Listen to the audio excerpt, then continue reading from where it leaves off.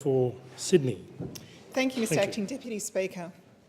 Mr Acting Deputy Speaker, when Australians hear their government talk of involvement in Iraq again, they have good reason to be cautious. The disaster of the 2003 invasion colours every debate, and we should never forget its lessons. As I said in a letter presented to the then US Secretary of State Condoleezza Rice back in 2003, the Bush administration, the Blair administration and our own Howard government rushed into Iraq. They went in on the basis of false claims about weapons of mass destruction and before weapons inspectors had been given time to do their work. They went in without international support, without the support of the majority of the Iraqi population or of neighbouring countries. Australia went in despite hundreds of thousands of Australians marching against that involvement. And the result? Nearly a decade of conflict, hundreds of thousands of deaths and significant instability in the region. In the context of that history, it's right that people are cautious now. While history should inform our actions, it shouldn't cloud a sober assessment of the facts of the current situation. Islamic State is an abhorrent, brutal force. It's an organisation that will kill anyone who opposes it. There are confirmed instances of IS engaging in widespread ethnic and religious cleansing, targeted killings, forced conversions, abductions, trafficking, slavery, sexual abuse, destruction of places of religious and cultural significance, and of besieging of entire communities. There are reports of thousands of Iraqi civilian deaths and thousands injured. These reports are so serious that on Monday, the United Nations Human Rights Council authorised an investigation into mass atrocity crimes in Iraq. And journalists like Stephen Soltoff and James Foley have been brutally killed for propaganda purposes. The UN Refugee Agency says around 1.2 million Iraqis have been forced to flee their homes. A humanitarian disaster already exists in Iraq. The scale of the crisis has led to calls for the international community to assist. The United Nations Secretary-General Ban Ki-moon said, and I quote, "The international community must ensure solidarity. Not a single country or organisation can handle this international terrorism. This has global concerns, so I appreciate some countries who've been showing very decisive and determined actions. Without addressing this issue through certain means, including some military and counter-terrorist actions, we will just end up allowing these terrorist activities to continue." That's from the Secretary-General of the United Nations. The Iraqi government has asked for help in pushing back IS, and Iraqi communities here in Australia have called for support too, including Kurds, Yazidis, Christians and other minorities. Labor MPs have met with some of these groups, as I myself have, and understand their fears for families and communities left behind in Iraq. I welcome that the Prime Minister has ruled out sending Australian combat troops to Iraq. That indeed would be a very serious step. Labor has said clearly that we don't want Australian regular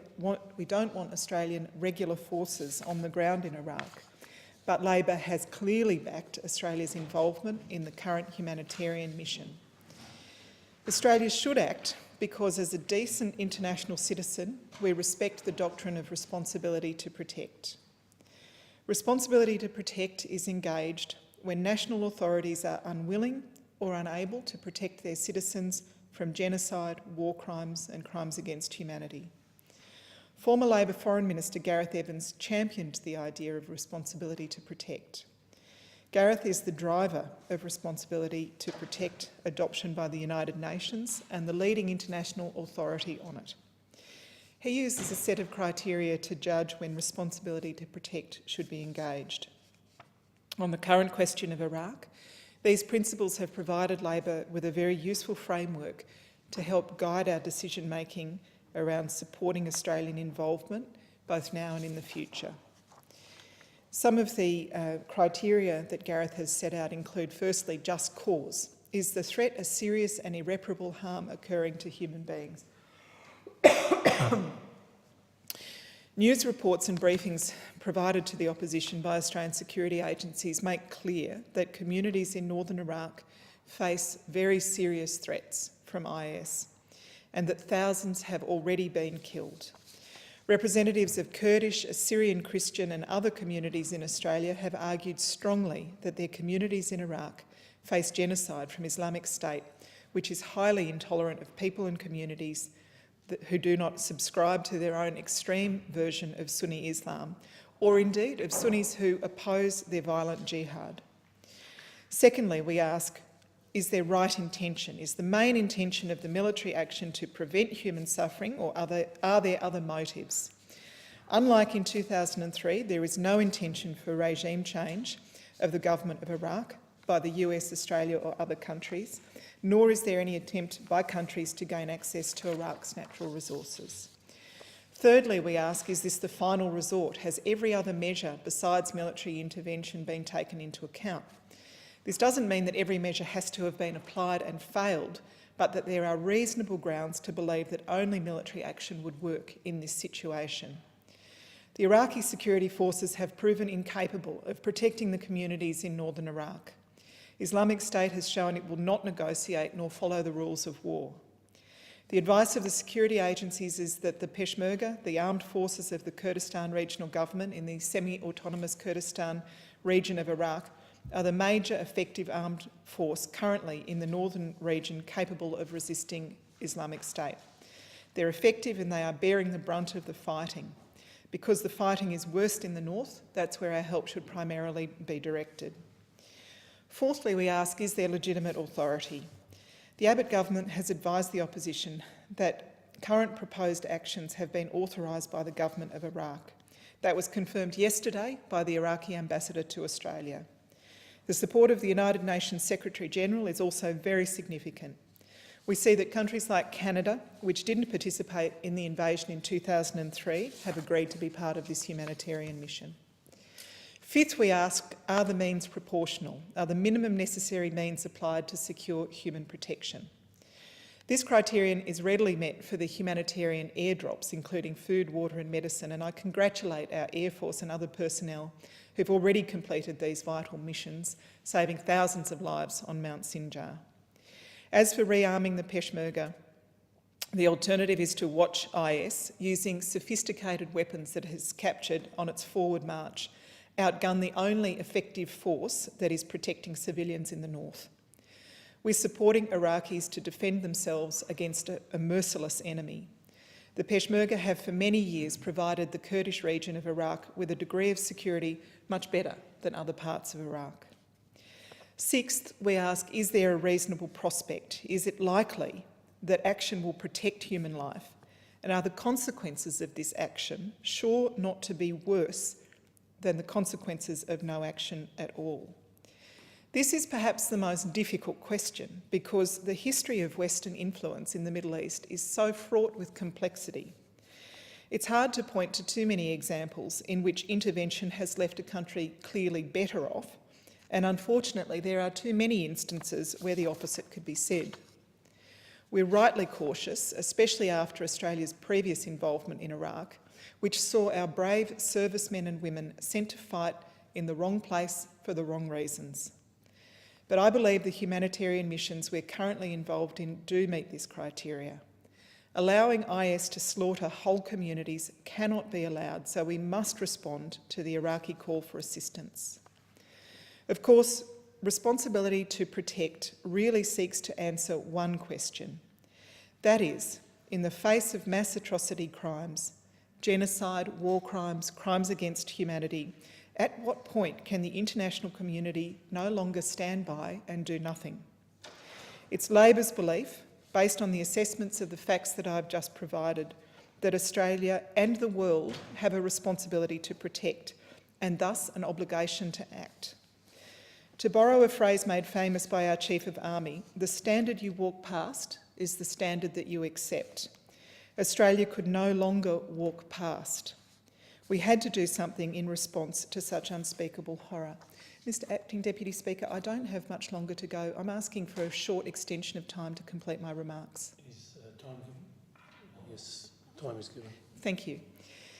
But just as important as our own action is making sure that Iraq's neighbours do something in response too. That means countries like Saudi Arabia, Jordan, Qatar and others should be encouraged to stand up and say very clearly the actions of IS are beyond the pale and we will join international efforts to defeat them. The conflict in Syria has been an important factor underpinning the rise of IS. The spread of IS from Iraq to Syria and then back again, returning much stronger and more brutal, underscores how critical it is for nations in the region to acknowledge this problem is bigger than any one of them. More than 191,000 Syrians have already lost their lives. The scale of the humanitarian disaster in Syria has seen impacts spill all over the region. More than 9 million displaced Syrians have to go somewhere, and that's seen both Lebanon and Jordan take millions of refugees. The legal authority doesn't currently exist for similar support to Syria, but we should be doing a great deal more to support Syria in any case. The UN has called for a $6.5 billion aid fund for the Syrian crisis. It's the largest ever appeal for funds and it reflects the scale of the humanitarian disaster in Syria. In Australia, under the coalition government, we have pledged just $30 million or so, a very sad response to an enormous humanitarian need.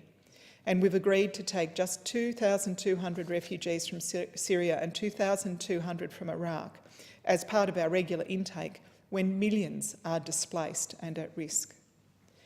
As the opposition leader said earlier in the week, every action of IS is a betrayal of millions of good people of good conscience who follow Islam.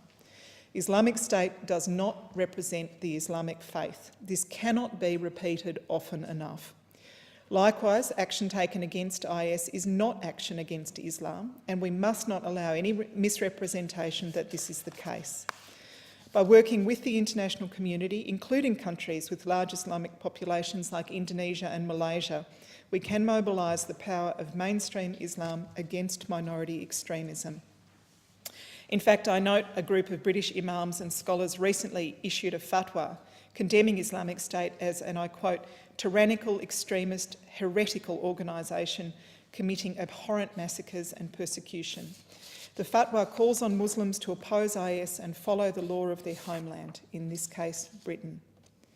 Our own security chief, David Irvine, has stressed again and again that Australian Muslims are ASIO's best partners against violent extremists, and I acknowledge the hard work and personal cost that many Australians have borne in order to speak out against extremism. Mr Acting Deputy Speaker, I conclude with this. What I have laid out today is Labor's assessment of the situation in Iraq at this point in time. I've explained why we've offered the government our support for Australia's humanitarian involvement thus far. I've outlined the principles that will guide how Labor responds to any proposed further involvement by Australia. Labor believes that there are circumstances where Australia has a responsibility to protect. But as an opposition, we also have a responsibility to question, to carefully scrutinise the approach put forward by the government. Labor will work constructively with the government, but we no rubber stamp. We'll look at the facts and we'll make sensible judgments. National security is above politics, but such important decisions are never beyond question, interrogation or criticism. The decision to send Australian men and women into harm's way should never be taken lightly, and we will never take that decision lightly. Our responsibility to the people of Iraq is to ensure any action Australia is involved in leaves the place better, not worse. President Obama's careful, considered response to this matter shows that maybe the international community has learnt some very hard lessons from the disastrous 2003 invasion of Iraq. Thank you.